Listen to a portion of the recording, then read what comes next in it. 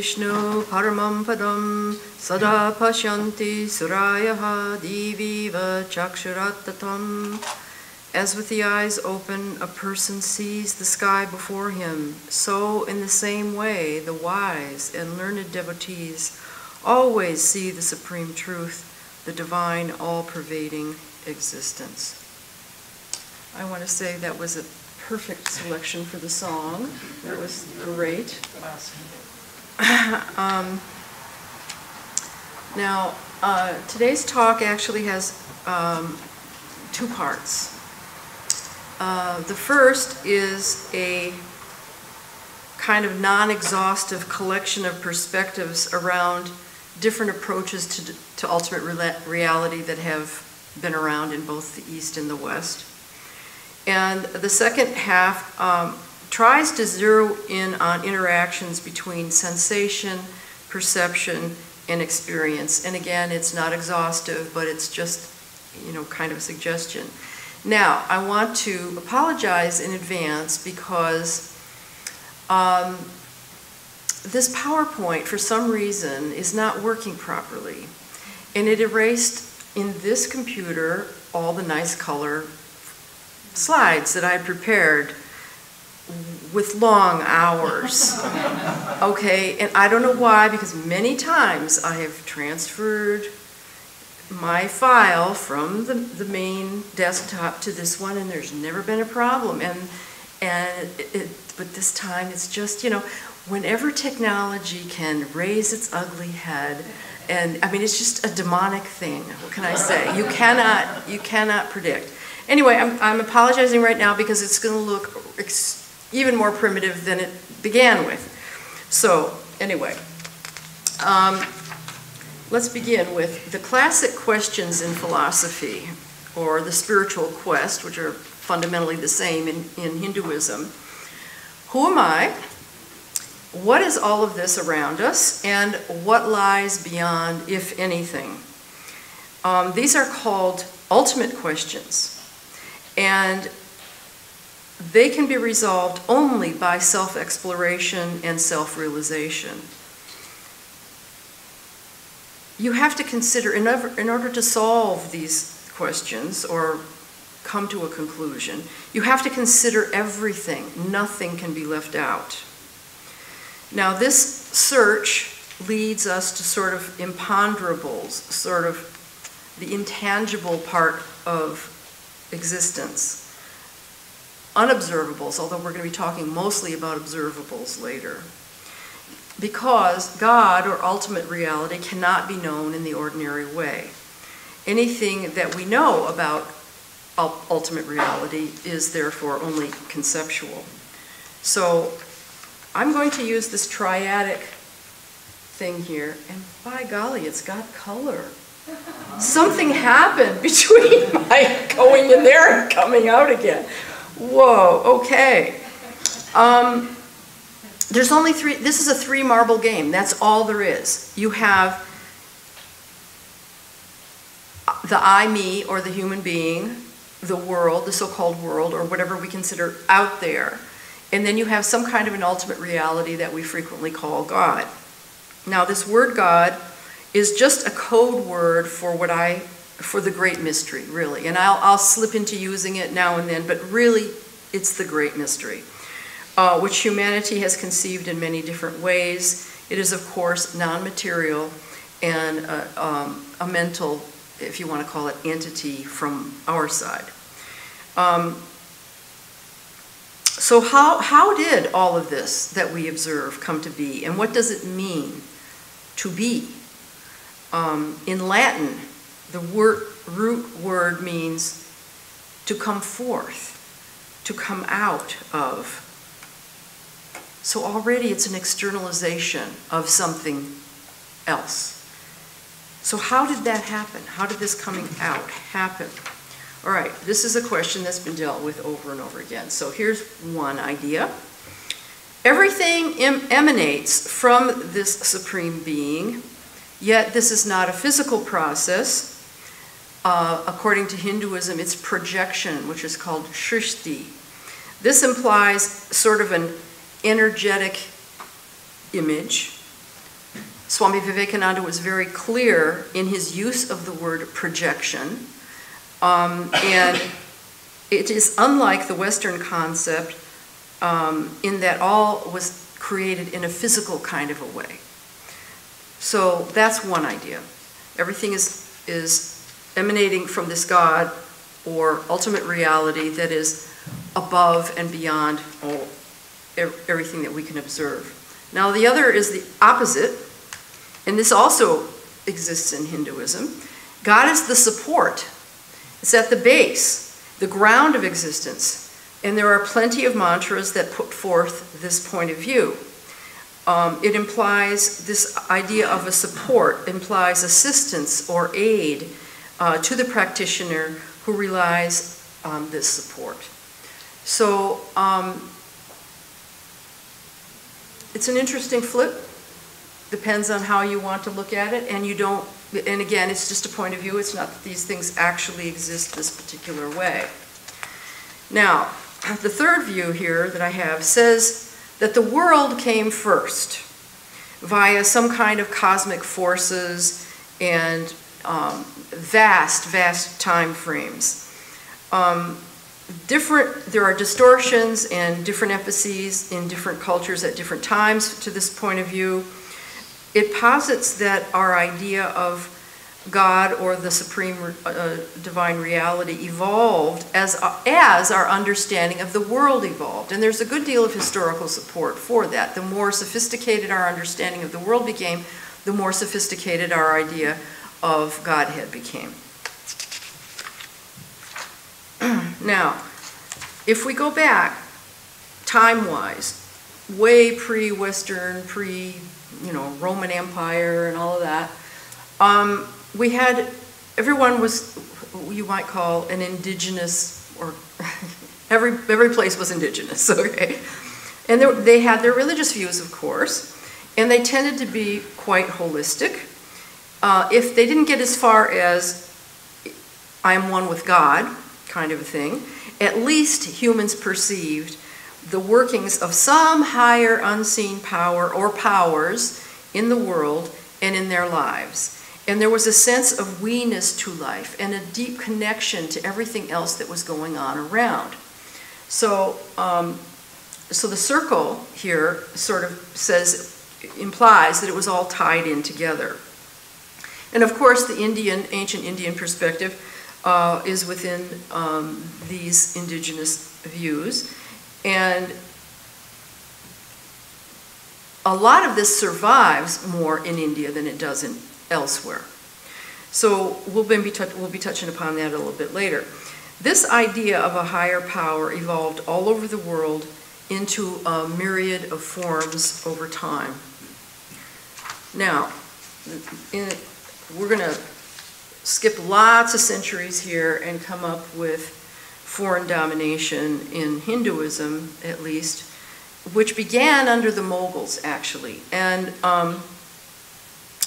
the Muslim conquests of India, Indian subcontinent, mainly took place from the 12th to the 16th centuries, although earlier Muslim conquests made some limited inroads into Afghanistan and Pakistan as early as the 8th century.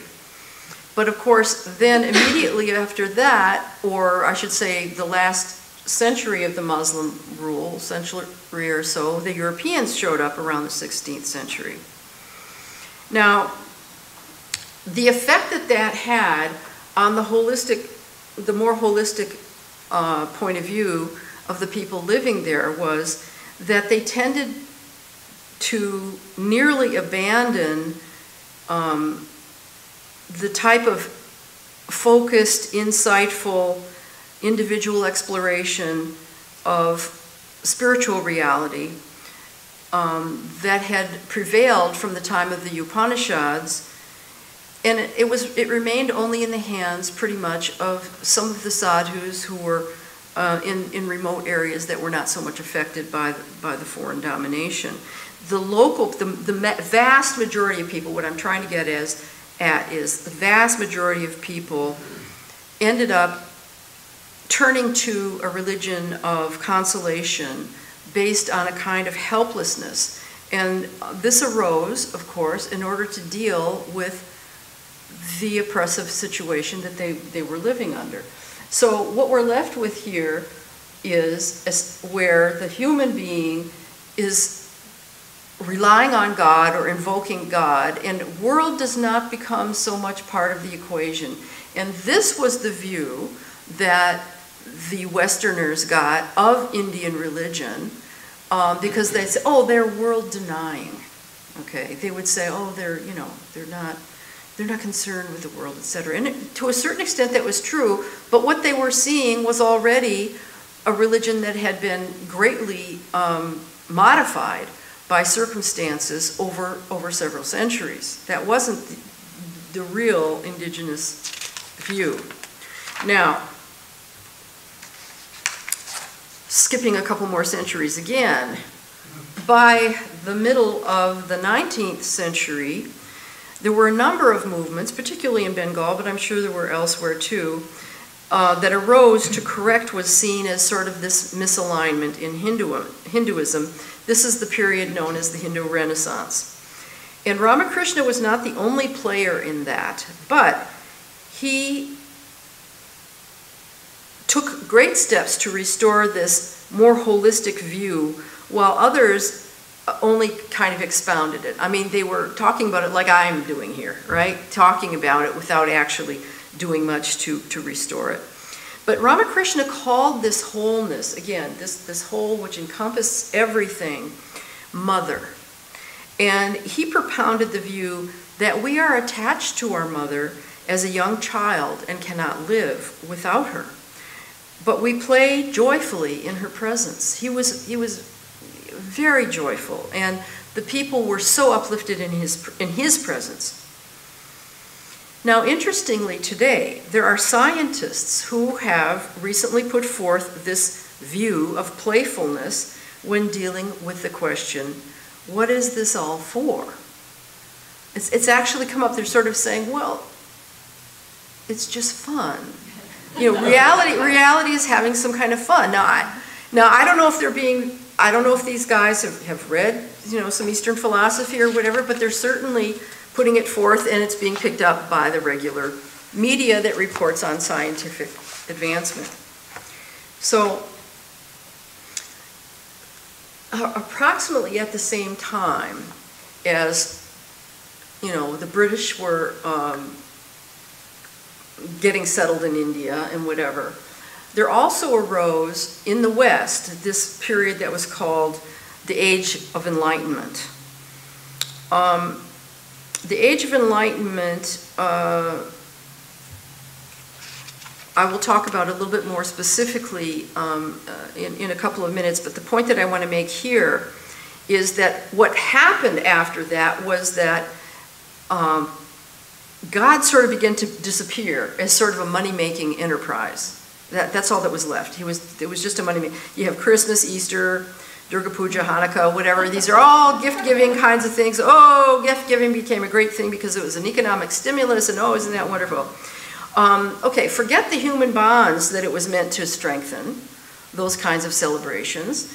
Mass-manufactured items replaced handcrafted articles that had used to reflect what the recipient needed or liked, and the person would, the gift giver would frequently manufacture the item themselves and give it away. So stuff began to replace relationships. Now this is at the end, of course, of this period of, that began with the so-called Age of Enlightenment. Now, at the same time, what we call now classical science was coming up in the West. So there's this double whammy, because classical science says, well, maybe it says there's a human being, and then there's an out there, all right? So God is not part of the equation here. And this view became sort of layered on top of the capitalistic model, and both of these came out of the Cartesian reductionistic approach, which meant that dualism reigned totally supreme. Okay, everything is, it's just those. You know, there's nothing else. You know, forget about this God, whatever. Okay. Okay, here comes, I'm going back again to the beginning of the Enlightenment, about the mid-17th century. So this mechanistic kind of view started to take over in the West, and supported by this dualistic Cartesian philosophy. And I'm talking about this as an extreme objective scientific view because even the observer is not taken into account. The assumption was that an experiment set up in exactly the same way, anywhere, by anyone, will have the same results, irrespective of who the observer is. Of course, later on we found out that it's not so, but this view reigned for, you know, a good couple of centuries. And on the philosophy side, at the same period of time, in an effort to keep God in the equation, we developed a reliance on systematization, categorization, and logic, but at the expense of creating a huge gulf between this God and everything else. Okay, so religion also was greatly affected by this dualism that was reigning in all other fields. And so it hit religion as well, to the point where the really extreme ones led to a codification of religion, and that really stultifies religious thought into whatever the book says, and only what the book says, and thus preventing any further investigations into the nature of reality. God becomes something that you learn about as any other object. And during this period of time, particularly in the 19th century, there was a huge proliferation of new isms that came during this period. And we'll talk about one of those in a moment, but after this came a backlash among people who don't want to simply accept the established point of view, but wish to investigate further for themselves, and those who simply rebel against any official ideas at all. And that was a characterization of, largely, of the 20th century. Okay, so one of the isms that we can look at, and I'm going to pick on one of the subsets of Protestantism, and that is Calvinism. Here's how they interpreted the book. Again, you see, you don't just have a book, you have an interpretation, of course. So, the world is strictly a necessary evil, therefore to be shunned, only partially embraced. And, you know, the world was the domain of the devil, okay? But it was there to provide our needs. Consequently, the privileged people began to suck up all the goods of the world for the benefit of the few. And particularly to be shunned under Calvinism was human sexuality, but also entertainments like card playing, dancing, and even previously accepted adornments in churches such as icons. So they had, I mean, this is quite a Protestant point of view little room right here, very similar. Quite plain. Places of worship became bare structures where the book was read. Sermons were primarily about warnings about God's wrath if you disobeyed or went outside of the guidelines or whatever. It was frequently referred to as hellfire types of sermons. But they did allow singing, frequently without instrumental accompaniment. So that was their one big. So you go to a lot of Protestant churches, they have great hymns and stuff. That's wonderful. So anyway, they weren't the only ones that had these kind of life-denying views. But in the picture here, I'm showing like a little outcrop from the ellipse.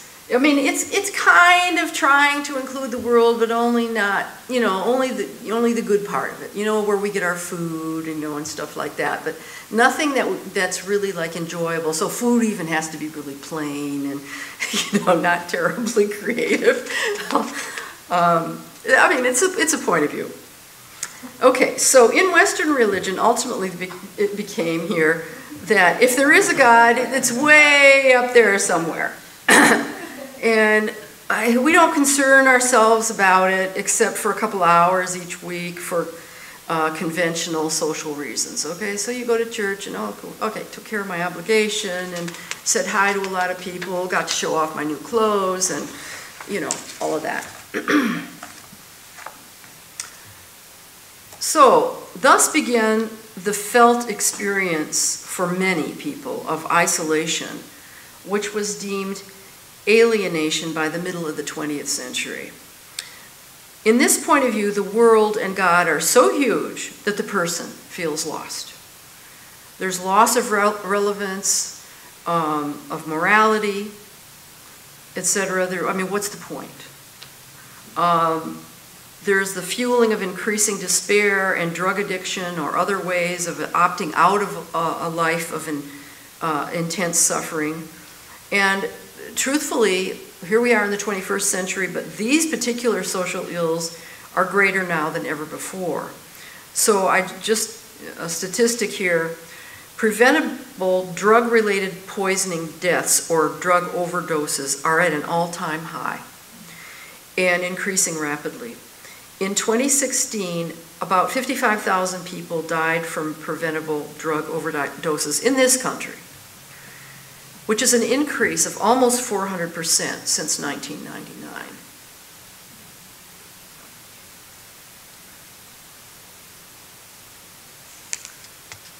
So there was a PBS thing not very recently on how this happened.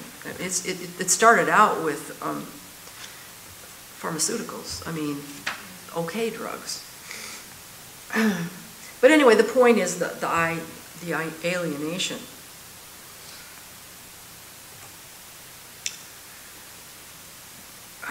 Okay, now I'm stepping back now to ancient India again, and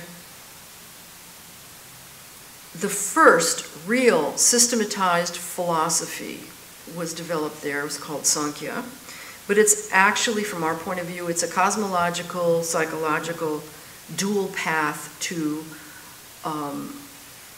salvation, release, enlightenment, whatever you want to call it. There's a lot of different words for it. So the macrocosm and the microcosm are mapped or patterned on one another. And affliction arises because we fail to distinguish between those two. We ascribe our suffering to outside influences, but the remedy is to recognize and understand that our own instruments are intricately connected with what's out there. Therefore, we need to achieve control of them so that we no longer suffer. We're going to talk about the instruments more in the second half of the talk. God may be there. There may be a supreme reality, but it's not necessary for attaining the goal in Sankhya, which was defined as kaivalya. Kaivalya meant separation. And so it's interesting because you didn't really need an idea of God in order to follow this particular philosophy, but Kaivalya, interestingly, after recognizing the essential interconnectedness of the world and the I, me, their conception of release from suffering is actually separation of the Purusha, or I, the word that they used, the Purusha, from the world, or Prakriti. So the person becomes then, what should we say, released from any kind of afflictive influences. That's their idea. So ending up with, and this is kind of what happens, this is the experience of one who has reached the goal on this path, and ultimately other paths within the Hindu traditions. While the person is in a sort of a state of separation, this is what they're experiencing, but then the enlightened one comes back to the relative plane of existence under normal circumstances.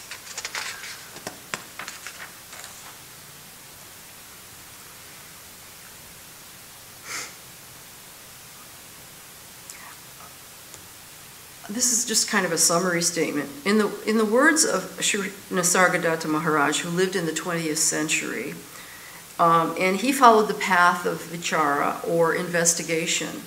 He says, the world comes into being at the same time that the I amness, the beingness, comes into being. The moment one becomes conscious, the world comes into view. The two are in fact one. This is greatly in keeping with the Buddhistic view of dependent co-arising, which has been there for, well, original Buddhism has been there for 2,500 years, but this idea of dependent co-arising is originated around, I believe, the 7th or 8th century. And so the conclusion of investigators into the nature of reality agree. You can't have one without the other. It's just not possible. Now, I think this is where I stop. Nope, there's one more here. So God is a conception. Some people get along without it entirely. Swamiji, that is Vivekananda, says we go from lower truth to higher truth. So we go from restricted or narrower views to broader, more all-encompassing ideas, more abstract ideas. And of course, this differs slightly from one place in time to another place in time. Now, all right, now you can turn this thing off. I'm going to have to go to another file because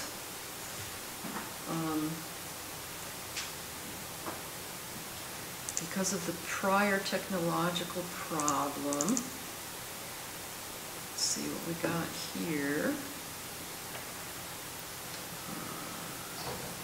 Okay.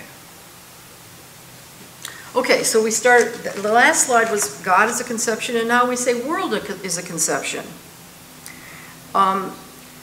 Loka, the word for world, is that coming up? Just have to let it reset for a second. Oh, okay.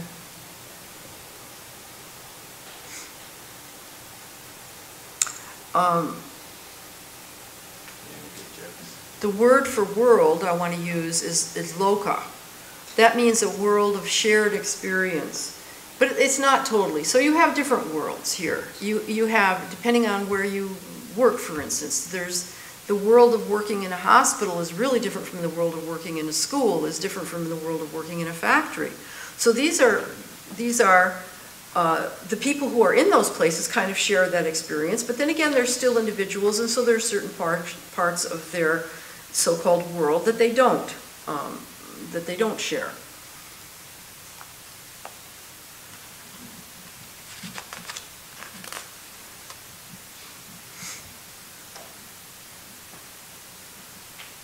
Is it rebooting or something? Yeah.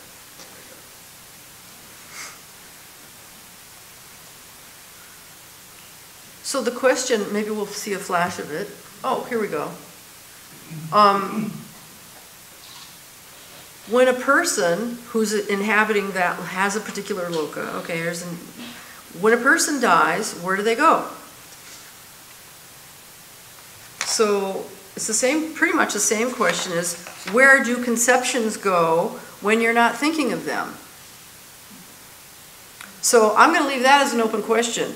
You can think about that. All right, where do conceptions go? So we've already showed that God is a conception, world is a conception.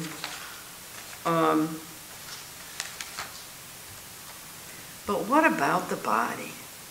We're still sort of left with this body. You know, this is like the big bugaboo in the whole concept or religious thing in Hinduism. Okay.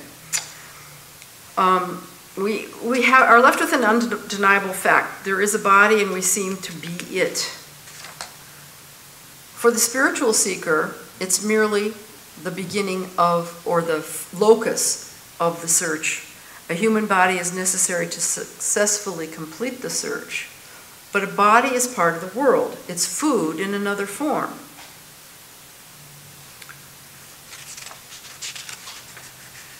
So the question, is the person in the world, or is the world in the person, or is it both?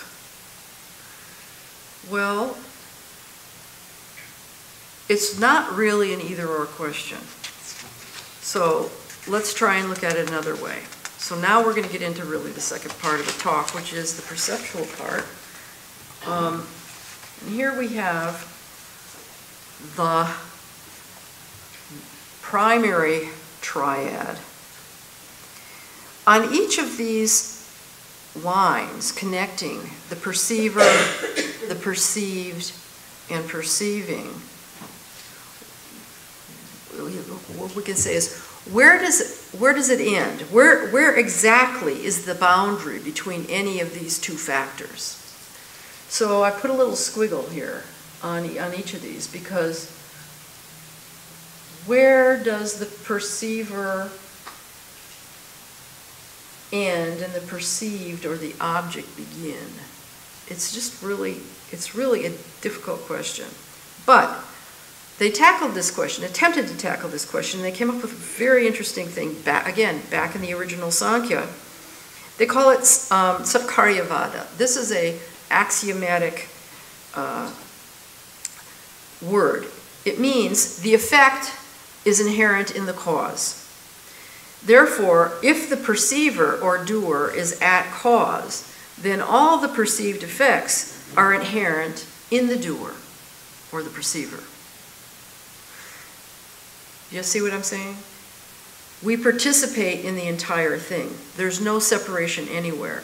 If the effect is inherent in the cause, there's no change at all. Now let me talk about this a little bit more in terms of particularly some of the Indian folks may get better. That is, okay, you have Prakriti, which is nature, in an undifferentiated kind of form. But then when Prakriti starts to differentiate, you have Vikriti, which is the evolutes of nature. Now, those evolutes are everything that we can observe. All the observables, the knowables, okay. If they were inherent in Prakriti, if they, excuse me, let's put it this way. If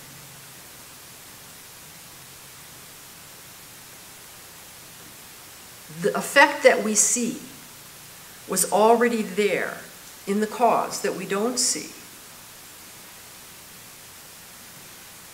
then they are in essence the same thing, although we're not perceiving it that way. Does that make sense? Okay, so Prakriti involves everything. Everything is involved in Prakriti, but as soon as it starts to evolve and manifest everything, then we get a little confused and we think somehow these are separate items. Well, they're not really.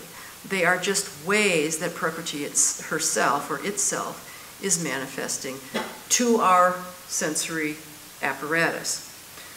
Okay, so this participation that we have is because we consider ourselves the perceiver, because we have the organs to perceive. Okay.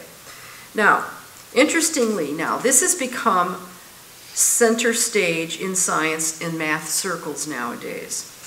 There's this mathematician by the name of Hoffman who says, I am claiming that experiences are the real coin of the realm. The experiences of everyday life, my real feeling of a headache, my real taste of chocolate, that reality is the ultimate nature, that really, excuse me, is the ultimate nature of reality. He's, in a sense, restating what Patanjali said a couple thousand years ago. Prakriti, or all this exists for the experience of the Purusha, that is, the real I.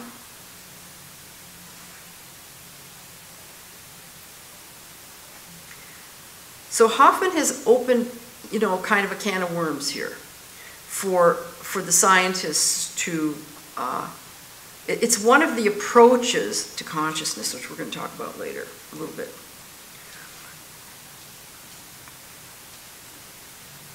So now I want to say, in this triad here, the perceiver, over here on the right-hand bottom, is the perceiver the one we normally consider the subject? Or is it the one who's taking in this entire triangular model? There you are out there. You see this whole model.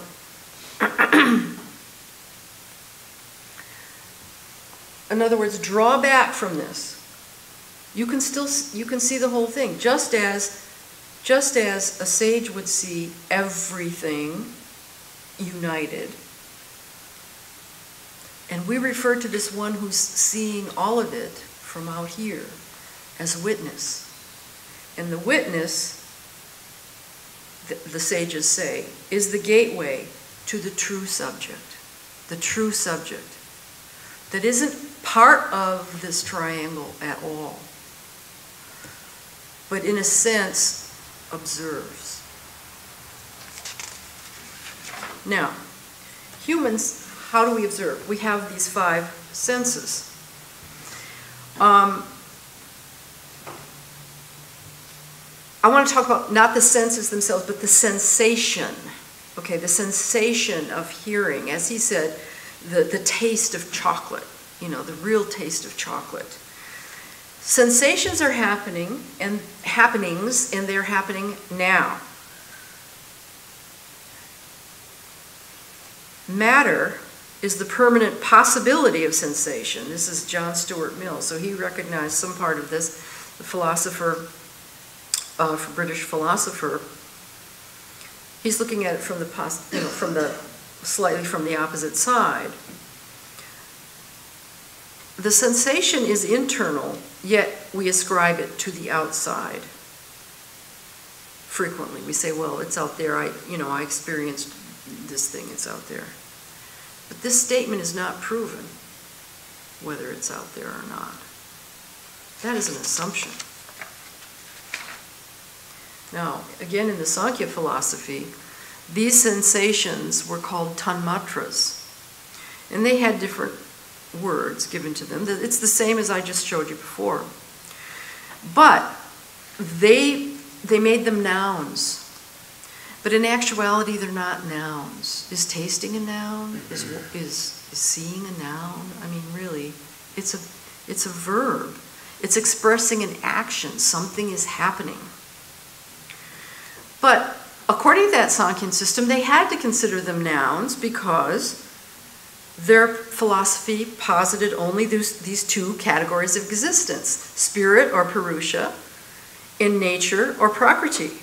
So in their system, since these sensations can't be spirit, they have to be a thing or an evolute. And this system did not explore fully the nature of events because they were more interested in a different question. Their question was, to whom or for whom is the event happening?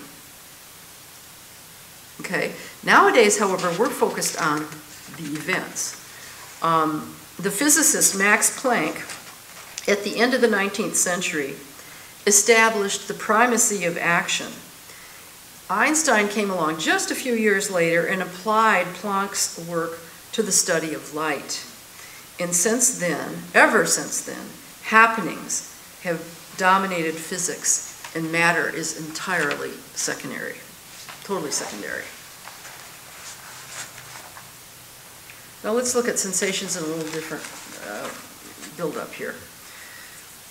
All animals have sensations. Reflection on a sensation creates an experience. Reflection here means the experience happened to me. Example, Dogs know if you kick them, they'll stay away. Third thing, a collection of experiences creates memory. So the next time the dog sees you, it will still keep away. It remembers. And next, a collection of memories creates a person. In our case, at least, we're very attached to our personhood. But we know that animals also have a collection of memories, and at least in the case of some, they have a personal identity.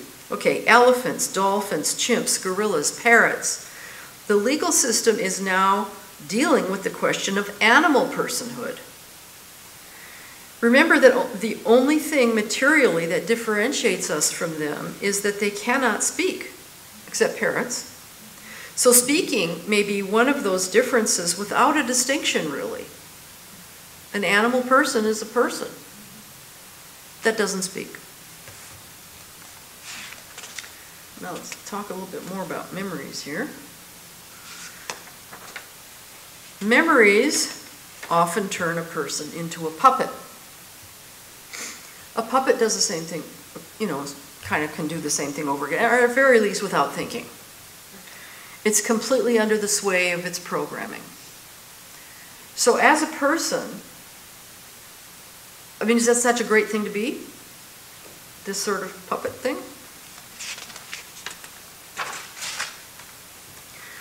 A person who involuntarily loses their memories is called demented.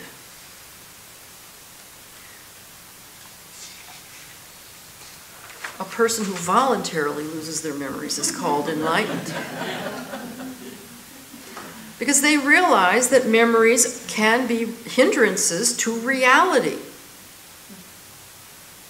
This doesn't mean that the person doesn't remember, the enlightened person doesn't remember that X, Y, or Z happened when they were 5, 10, 12, whatever. No, they remember it, but what they've gotten rid of is the baggage that goes along with that memory.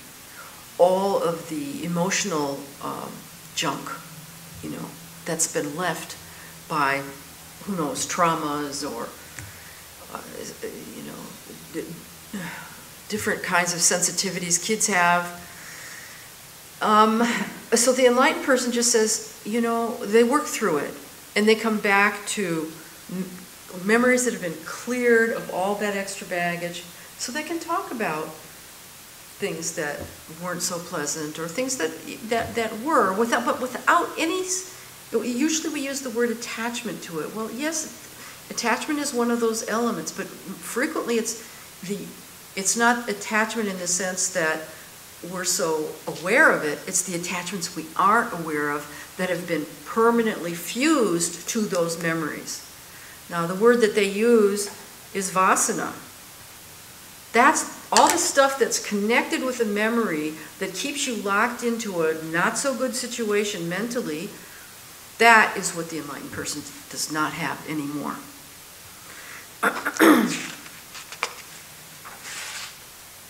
So the final word on this is, by Sri Nisargadatta, there is no permanent person. Once you've worked through all of that, you find a completely, it's like you're renewed every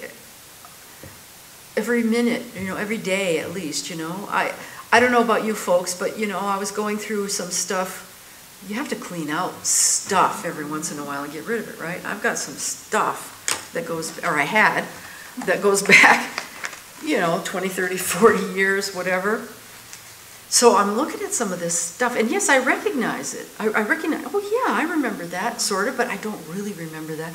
I'm not that person anymore at all. It's like that happened to somebody else entirely. Now, I've got this memory that I can call up, but I haven't thought of it in a long time, but I see this item, and yeah, it reminds me of what that whole circumstance was. But that person has been gone a long time. So, person, like he says, he's not saying there's no person at all, but there's no permanent person. That person just keeps changing, keeps moving, keeps going on. And yes, we can dredge up old stuff, but when we need to, when it's important, when it's relevant, but otherwise, no. So we see, I am a conception. A collection of sensations, experiences, memories, desires, highs, lows, successes, misalignments, mistakes. This is part of being a person. And this is what, like Sri Krishna says, just drop all that. Just drop it. We've made a mistake by holding on to something that we're not. Why then is this so difficult to figure out?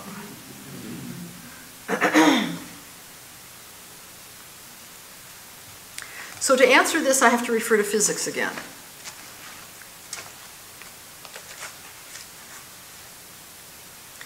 You have to go to the causal circularity of the role of the observer in quantum measurement.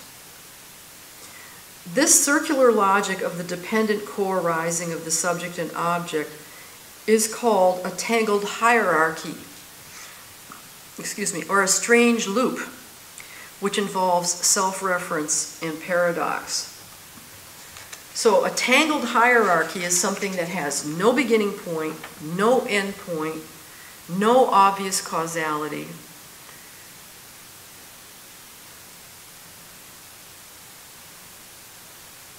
And it involves paradox.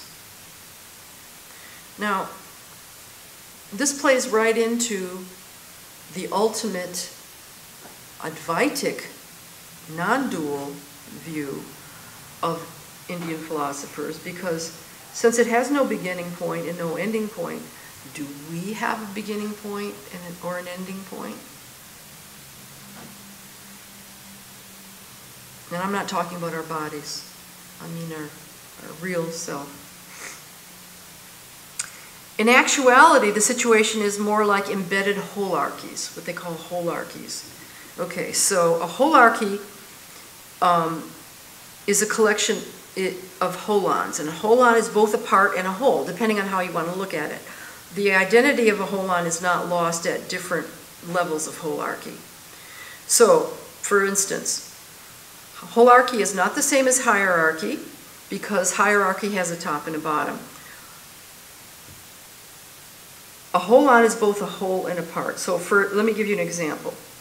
You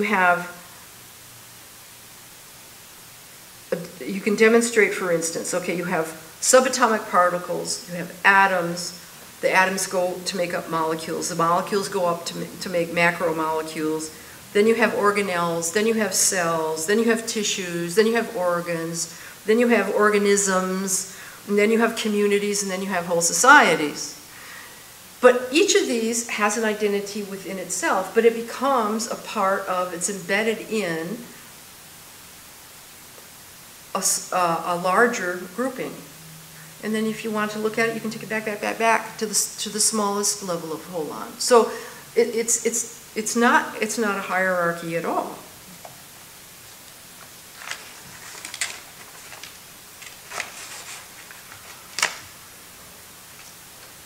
It's like a fractal. The patterns go on at one end that can be similar to those at another end, completely far away. You can find the same pattern, slightly repeating, but they're like one embedded in another. So what does this actually leave us with? There's something going on here. Consciousness. We go back to consciousness again. When there are no parts at all, and even holarchy disappears in the final unification, then you have existence, consciousness, dearness, and this is Atman. This is the definition of Atman. And to take it to its final step, Atman is Brahman.